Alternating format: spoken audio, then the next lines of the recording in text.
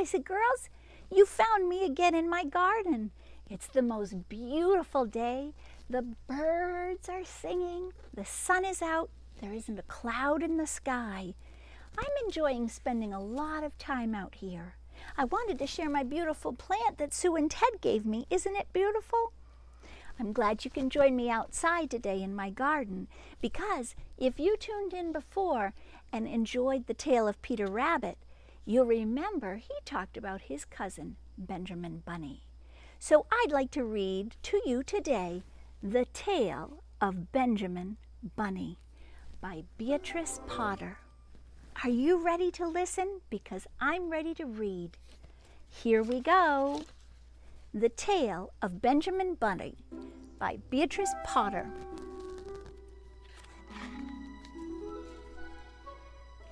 One morning, a little rabbit sat on a bank. He pricked his ears and listened to the trit-trot of a pony. A gig was coming along the road.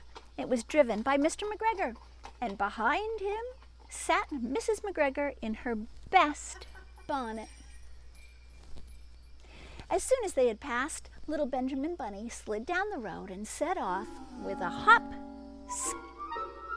a skip, and a jump to call upon his relations who lived in the wood at the back of Mr. McGregor's garden. Well, that wood was full of rabbit holes, and in the neatest, sandiest hole of all lived Benjamin's aunt and his cousins, Flopsy, Mopsy, Cottontail, and Peter. Well, old Mrs. Rabbit was a widow. She earned her living by knitting rabbit wool mittens and muffets. She also sold herbs and rosemary tea and rabbit tobacco, which is what we rabbits call lavender. Little Benjamin did not very much want to see his aunt. He came around the back of the fir tree and nearly tumbled upon the top of his cousin Peter. Oops! Peter was sitting by himself. He looked poorly. He was dressed in a red cotton pocket kerchief. "Peter," said little Benjamin in a whisper, "who has all your clothes?" Peter replied, "The scarecrow in Mr. McGregor's garden." And he described how he had been chased about the garden and had dropped his shoes and his coat. Do you remember that story, boys and girls?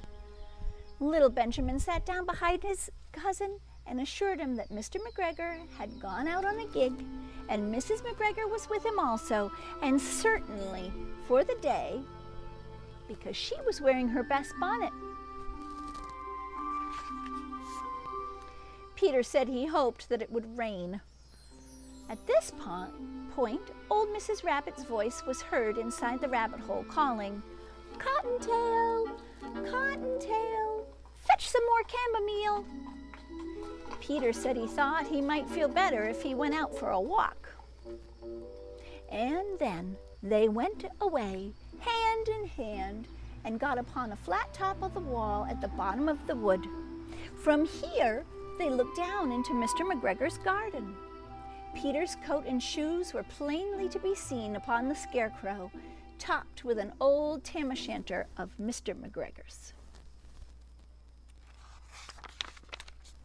Well, little Benjamin Bunny said, "It spoils people's clothes to squeeze under the gate. The proper way to get in is to climb down the pear tree." Peter fell down head first. Whoops! But it was of no consequence, as the bed below was newly raked and quite soft. It had been sown with lettuces. They left a great many odd little footmarks all over the bed, especially little Benjamin, who was wearing clogs. So cute. Little Benjamin said that the first thing to be done was to get back Peter's clothes, in that order that they may be able to be used instead of a pocket handkerchief. They took off to the scarecrow. There had been rain during the night, there was water in his shoes, and the coat was somewhat shrunk. But Benjamin tried on the tam-o'-shanter, but it was too big for him.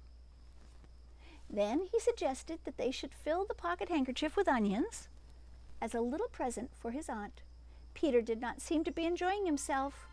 He kept on hearing noises. Do you think Peter is nervous? I would be. Benjamin, on the contrary, was perfectly at home, and he ate a lettuce leaf. He said that he was in the habit of coming into the garden with his father to get lettuces for their Sunday dinner. The name of little Benjamin's papa was Old Mr. Benjamin Bunny. The lettuces certainly were very fine. Peter did not eat anything. He said that he should like to go home. Presently, he dropped half the onions. He's very nervous. Little Benjamin Bunny said that it was not possible to get up the pear tree. With a load of vegetables, he led the way boldly towards the other end of the garden. They went along for a little walk on the planks under a sunny red brick wall. The mice sat on their doorsteps cracking cherry stones. They winked at Peter Rabbit and little Benjamin Bunny. Presently, Peter let out a pocket handkerchief. Go again. Look at him. Whoops! The bugs are back.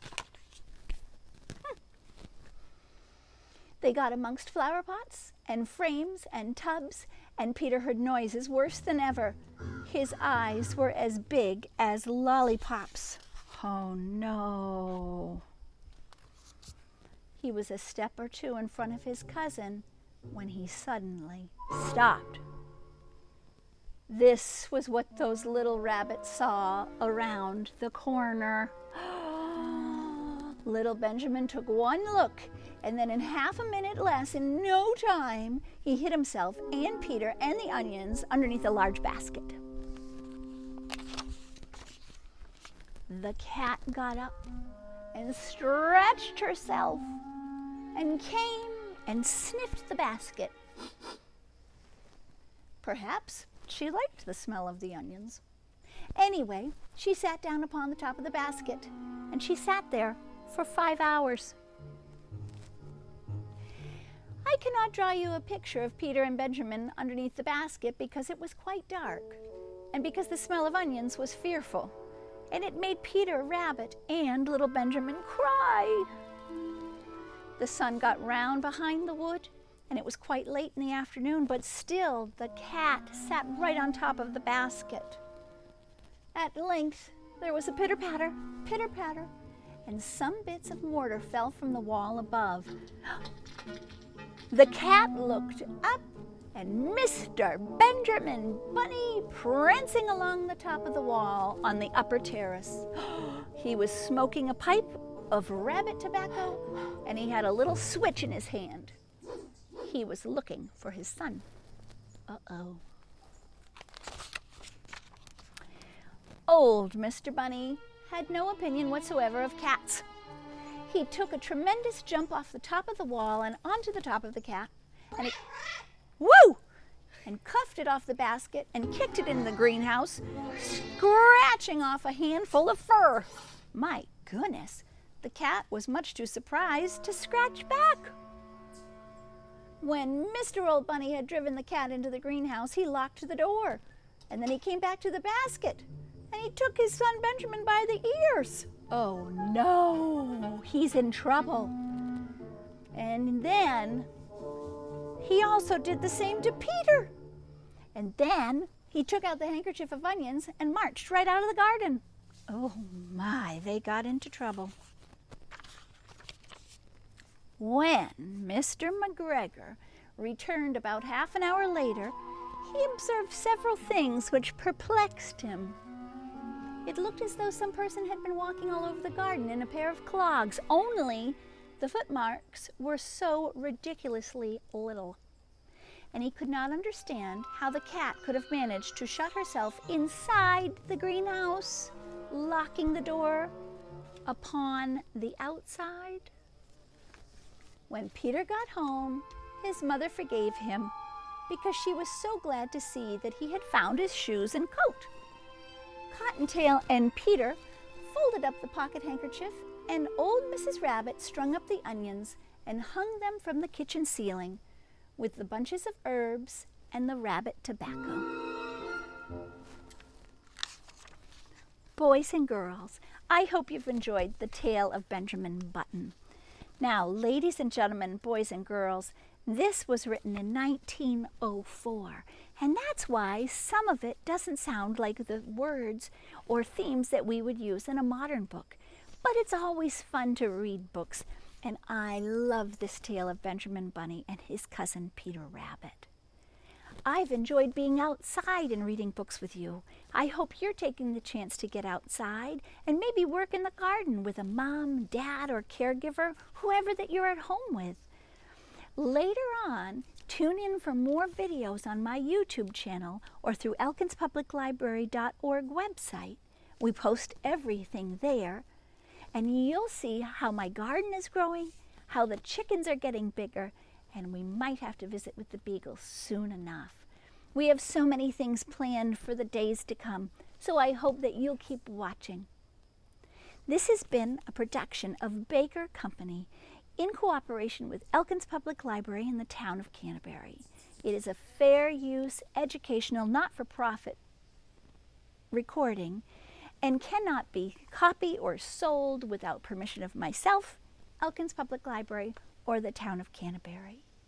Oh, just as we say goodbye, a beautiful breeze is blowing.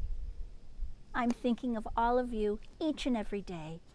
Until we see each other again, remember, I love you and I'm so proud of you.